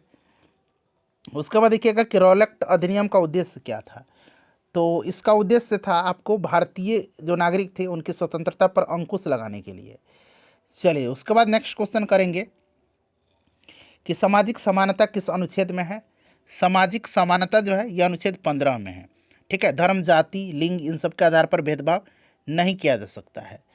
चलिए, और यहाँ पर देखिए अनुच्छेद आपका 15 राइट आंसर हो जाएगा, ठीक है। 17 अस्पृश्यता है। रॉलेट एक्ट का उद्देश्य क्या था? तो ये आपका ऑप्शन नंबर यहाँ पर 3 राइट आंसर हो जाएगा, इस चीज़ को आप ध्यान रखेंगे। चलिए, उसके बाद देखिएगा कि सर्वोच्च न्यायालय के न्यायाधीशों की नियुक्ति कौन करता है? सर्वोच्च न्यायालय के न्यायाधीशों की नियुक्ति जो है ये करता कौन है? बताइए, सभी लोग आंसर कमेंट करिए। राइट आंसर क्या हो जाएगा? तो फ्रेंड्स, ये करता है आपका राष्ट्रपति, ठीक है ना, राष्ट्रपति करता है, इस चीज़ को आप ध्यान रखिएगा। और सर्वोच्च न्यायालय में अभी वर्तमान में कुल न्यायाधीशों की संख्या जो है ये आपका 34 है, ठीक है ना, मुख्य न्यायाधीश को लेकर के। चलिए फ्रेंड्स, उसके बाद नेक्स्ट क्वेश्चन है कि भारत में सर्वोच्च न्यायालय की स्थापना कब हुई थी? तो 28 जनवरी 1950 को, याद रखिएगा। देखिए, वर्तमान में सर्वोच्च न्यायालय में कुल कितने न्यायाधीश हैं? तो अभी बताया था मुख्य न्यायाधीश को लेकर के 34 हैं, ठीक है ना, एक मुख्य न्यायाधीश और 33 न्यायाधीश। दिल्ली में उच्च न्यायालय की स्थापना कब हुई थी? तो फ्रेंड्स 1966 में किया गया था, ठीक है ना, 1966 में किया गया था। चलिए, उसके बाद नेक्स्ट क्वेश्चन करेंगे। अगला प्रश्न है हमारा कि भारत में सबसे बड़ा न्यायालय कौन सा है? तो सबसे बड़ा सुप्रीम कोर्ट है, सर्वोच्च न्यायालय है, ठीक है ना। चलिए, उसके बाद नेक्स्ट क्वेश्चन है हमारा कि संविधान के किस अनुच्छेद में प्रत्येक नागरिक को जीवन का मौलिक अधिकार दिया गया है? जीवन का मौलिक अधिकार जो दिया गया है यह अनुच्छेद 21 में दिया गया है, ठीक है ना, अनुच्छेद 21 में दिया गया है। किसी भी व्यक्ति का विधि द्वारा स्थापित प्रक्रिया के अतिरिक्त उसके जीवन और व्यक्तिगत स्वतंत्रता का अधिकार से वंचित नहीं किया जा सकता है, आर्टिकल 21 यह कहता है, ठीक है ना। चलिए, उसके बाद देखिएगा नेक्स्ट क्वेश्चन कर लेंगे। और 21A जो है ना ये आपको अलग से याद रखना है कि 86वां संविधान संशोधन 2002 के द्वारा जो है इसको एक मौलिक अधिकार दिया गया था कि प्राथमिक स्तर पर शिक्षा का जो अधिकार है। FIR को हिंदी में क्या कहेंगे? तो इसको हम लोग बोलेंगे प्राथमिकी बोल सकते हैं, ठीक है ना। तो यहाँ पर इसका राइट आंसर क्या होगा फ्रेंड्स? FIR को प्राथमिकी या प्रथम सूचना रिपोर्ट बोल सकते हैं। तो यहाँ पर ऑप्शन नंबर 1 राइट आंसर हो जाएगा। भारतीय संविधान में तदर्थ न्यायाधीशों की नियुक्ति का प्रावधान है? तो फ्रेंड्स यह उच्चतम न्यायालय में है तदर्थ न्यायाधीशों की, ठीक है ना। चलिए, अनुच्छेद 127 में सर्वोच्च न्यायालय के तदर्थ न्यायाधीशों की नियुक्ति का प्रावधान करता है, अनुच्छेद 127, ठीक है। भारत में कुल कितने उच्च न्यायालय हैं? इंपॉर्टेंट क्वेश्चन है। तो भारत में जो है कितने उच्च न्यायालय हैं फ्रेंड्स? बताइए। 25 हो जाएंगे, ठीक है ना। चलिए, उसके बाद देखिएगा कि केंद्र और राज्य के बीच की विवाद का निपटारा किस न्यायालय में होगा? तो फ्रेंड्स ये आपका सर्वोच्च न्यायालय में होगा। चलिए, उसके बाद अगला प्रश्न है कि न्यायपालिका के लिए निम्नलिखित पर विचार करें। न्यायपालिका के लिए बताइएगा राइट आंसर इसमें से क्या होगा, करेक्ट आंसर इसमें से क्या होगा? तो फ्रेंड्स विवाद समाधान और न्यायिक समीक्षा, ठीक है ना, ये दोनों का मौलिक कर्तव्यों का कार्यान्वयन, मौलिक कर्तव्यों का कार्यान्वयन। तो यहाँ पर आप ध्यान देंगे फ्रेंड्स, इसमें से अगर हम बात करते हैं तो ये आपका भारत का प्रत्येक जो नागरिक है सर्वोच्च न्यायालय या उच्च न्यायालय का दरवाज़ा खटखटा सकता है यदि उसे लगता है कि उससे मौलिक अधिकार का उल्लंघन किया गया है तो, ठीक है ना। तो यहाँ पर मेनली इसका कार्य आपका ऑप्शन 2 राइट आंसर हो जाएगा। चलिए, निम्नलिखित में से कौन सा कथन आपराधिक कानून के लिए सही है? आपराधिक कानून के लिए यहाँ पर सही दिया गया है, तो आप सभी कथन को पढ़ लीजिएगा। देखिए फ्रेंड्स, ये तीनों कथन जो हैं बिल्कुल सही दिए गए हैं, ठीक है ना। तो यहाँ पर आपका तीनों कथन सही दिया गया, ऑप्शन 4 राइट आंसर हो जाएगा। यह बात कौन तय करता है कि कोई व्यक्ति अपराधी है या नहीं? यह बात कौन तय करेगा? तो यह बात तय करेगा आपका न्यायालय, अदालत, ठीक है ना। चलिए, अदालत में राज्य का पक्ष कौन प्रस्तुत करता है? तो ये फ्रेंड्स सरकारी वकील करेगा। उसके बाद देखिएगा कि संविधान के किस अनुच्छेद में प्रत्येक व्यक्ति को एक वकील के जरिए अपना बचाव करने का मौलिक अधिकार प्राप्त है? तो आर्टिकल किस में है? 22 में है, ठीक है ना, 22 में है। क्लियर ना, 22 में। चलिए, 24 घंटे के भीतर जो है उसको निकटतम मजिस्ट्रेट के समक्ष पेश किया जाएगा गिरफ्तार व्यक्ति को, और बिना मजिस्ट्रेट के अधिकार के उस अवधि से अधिक व्यक्ति को हिरासत में नहीं रखा जा सकता है। इस चीज़ को आप ध्यान रखिएगा। देखिए, जब कोई गवाह अदालत में अपना बचाव देता है तो उसे क्या कहते हैं? उसे जीरह कहा जाता है, ठीक है ना। उसको क्या कहते हैं फ्रेंड्स? उसको जीरह कहा जाता है। चलिए, जमानत का आदेश कहाँ से प्राप्त होता है? तो जमानत का आदेश जो है ये कोर्ट करता है, अदालत। उसके बाद देखिएगा, कितने उम्र से कम बालक को थाने में पूछताछ के लिए नहीं बुलाया जा सकता है? तो ये 15 वर्ष यहाँ पर राइट आंसर हो जाएगा। नेक्स्ट है हमारा कि एफआईआर को अन्य किस नाम से जानते हैं? तो मैंने बताया था ना, प्राथमिकी। देखिए, अनुच्छेद 22 के संदर्भ में आपको पूछा गया है, बताइएगा यहाँ पर राइट आंसर क्या हो जाएगा? अनुच्छेद 22। तो यहाँ पर करेक्ट आंसर जो होगा फ्रेंड्स, देखिए, गिरफ्तारी के 24 घंटे के भीतर मजिस्ट्रेट के समक्ष उसको पेश करने का अधिकार है, बिल्कुल। 15 साल से कम उम्र के लड़के और महिलाओं से पूछताछ के लिए केवल पुलिस स्टेशन में बुलाया जा सकता है, बुलाया नहीं जा सकता है, ठीक है ना। तो मेरे हिसाब से ये गलत दिया गया है, ठीक है ना।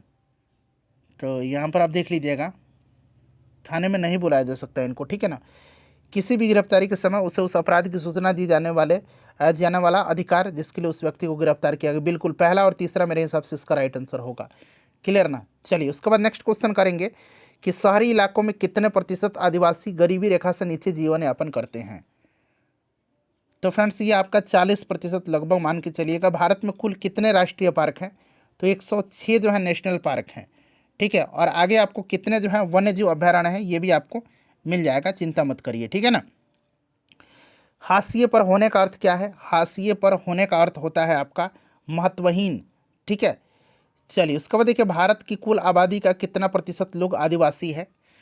तो 2011 की जनगणना के अनुसार बात करते हैं तो 8.4%, 1 मिनट रुक जाइए, 8.6%, ठीक है, 8.6%। चलिए फ्रेंड्स, आगे बढ़ेंगे। अब अगला प्रश्न कर लेंगे। नेक्स्ट क्वेश्चन है हमारा कि भारत के किस राज्य में आदिवासी समूह नहीं है? तो फ्रेंड्स, ये कहाँ पर? हरियाणा में नहीं है, ठीक है।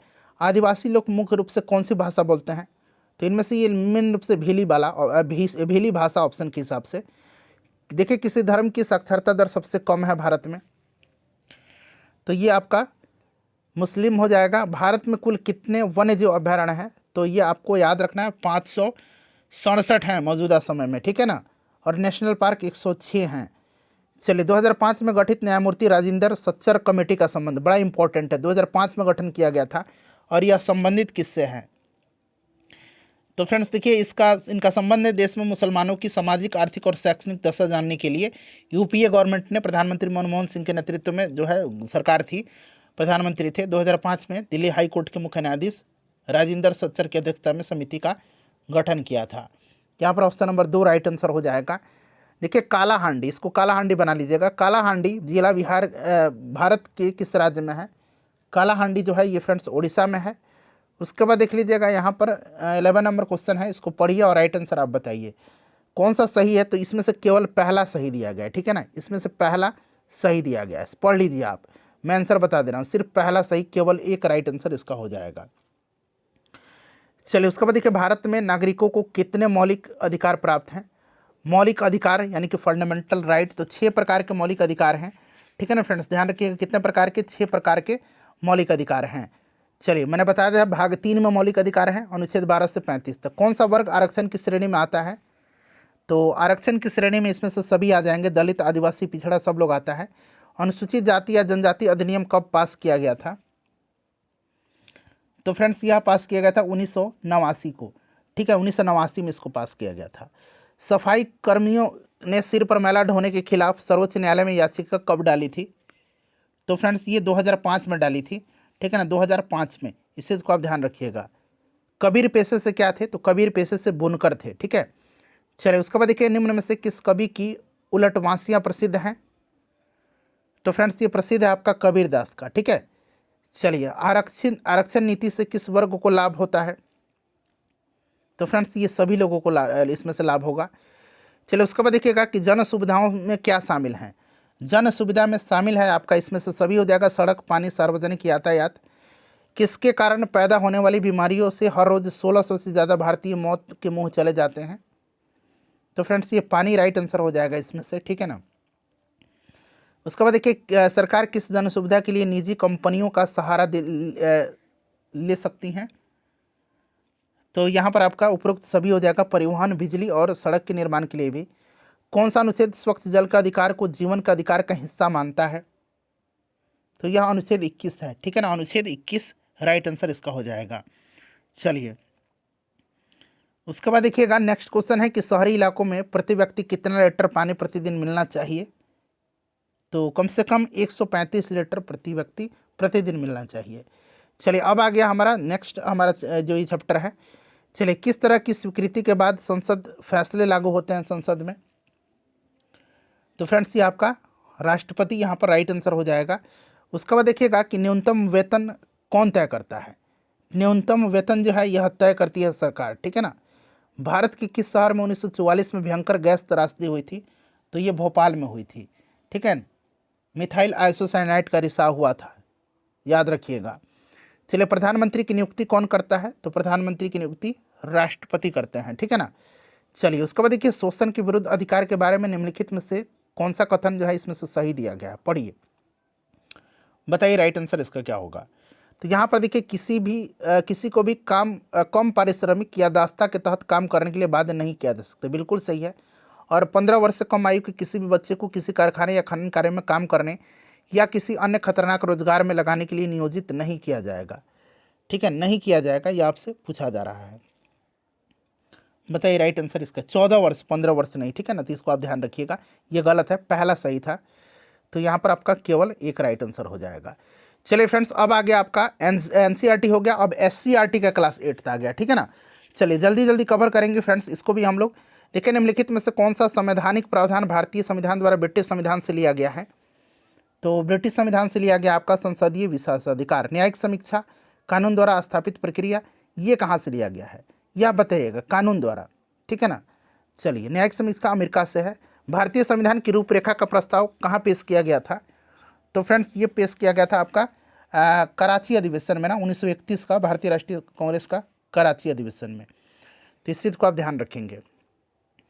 चलिए नेक्स्ट क्वेश्चन हमारा कि धर्मनिरपेक्षता का अर्थ क्या है? तो सभी धर्मों के लिए क्या होना चाहिए, बताइए। धर्म के मामले में तटस्थ होना चाहिए, मतलब किसी भी धर्म विशेष को नहीं मानना चाहिए। मौलिक अधिकार कुल कितने हैं? तो मौलिक अधिकार बताया था कि 6 प्रकार के मौलिक अधिकार हैं।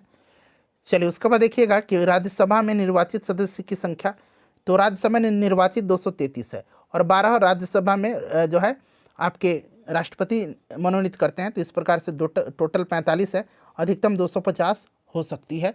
इस चीज़ को भी आप ध्यान रख लीजिएगा, ठीक है ना। चलिए, निम्नलिखित में से किसी दल को सरकार बनाने के लिए कितनी सीटों की आवश्यकता होती है? तो अभी मैंने बताया था इसको 272, ठीक है ना। चलिए, कानून कौन बनाता है? तो कानून संसद बनाता है। कौन बनाता है? कानून संसद बनाएगा। बिहार राज्य में बिहार प्रेस बिल कब पारित किया गया था? तो इसको 1982 में किया गया था, ठीक है ना, 1982 में।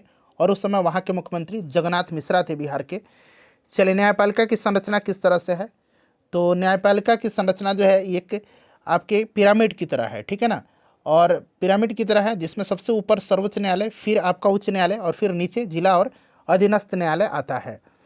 चलिए, भारत सरकार के द्वारा विधिक सेवा प्राधिकार अधिनियम कब पारित किया गया था? विधिक सेवा प्राधिकार अधिनियम, तो फ्रेंड्स ये आपका पारित किया गया था कब? तो 1987 में, ठीक है ना। चलिए उसके बाद नेक्स्ट क्वेश्चन है हमारा कि एफआईआर का फुल फॉर्म, तो इसका फुल फॉर्म होता है फर्स्ट इन्फॉर्मेशन रिपोर्ट, ठीक है। चलिए उसके बाद देखिए, गिरफ्तार किया गया व्यक्ति को मजिस्ट्रेट के सामने कितने घंटों के अंदर पेश किया जाएगा? तो मैंने बताया था 24 घंटे के अंदर इसको। चलिए, सहकारिता का अर्थ क्या है? सहकारिता का अर्थ क्या है फ्रेंड्स, बताइए। सहकारिता का अर्थ होता है मिलकर एक साथ कार्य करना। चलिए, पैक्स क्या है? तो पैक्स जो होता है ना, ये उचित दर पर किसानों को बीज, खाद, ये सब ऋण वगैरह भी ये उपलब्ध करवाता है। तो बीज, खाद और ऋण भी मुहैया कराना, एक और दो दोनों राइट आंसर होगा। चलिए, लक्षित सार्वजनिक वितरण प्रणाली कब आरंभ हुआ था? बताइएगा, राइट आंसर इसका क्या हो जाएगा? तो ये 1997 में हुआ था, ठीक है, 1997 में हुआ था। चलिए, अन्नपूर्णा प्रणाली कब लागू की गई थी? अन्नपूर्णा प्रणाली को 2000 में लागू किया गया था, ठीक है ना, इस चीज़ को आप याद रखिएगा। उसके बाद देखिए, इशू प्राइस क्या है, निर्गत कीमत क्या है? निर्गत कीमत क्या है, बताइए, राइट आंसर इसका क्या होगा? तो देखिए, निर्गत कीमत जो है ये समाज के गरीब तबकों को बाजार कीमत से कम कीमत पर अनाज का वितरण करना, ठीक है, ये आपका निर्गत कीमत है। बफर स्टॉक क्या है? बफर स्टॉक क्या है बताइएगा, सभी ऑप्शन आपको दिख रहा है। बफर स्टॉक क्या है? बफर स्टॉक जो है ये आपका सरकार द्वारा अधिप्राप्त अनाज का भंडार है। ऑप्शन 3 यहाँ पर राइट आंसर होगा। बफर स्टॉक को केंद्रीय फूल भी कहा जाता है, केंद्रीय पूल कहा जाता है, ठीक है ना, इसको ध्यान रखिएगा फ्रेंड्स। पूरा एनसीईआरटी क्लास 6 टू क्लास 8 मैंने आपको पॉलिटिकल साइंस कवर करा दिया। इसको लाइक करिए और इसको शेयर करिए।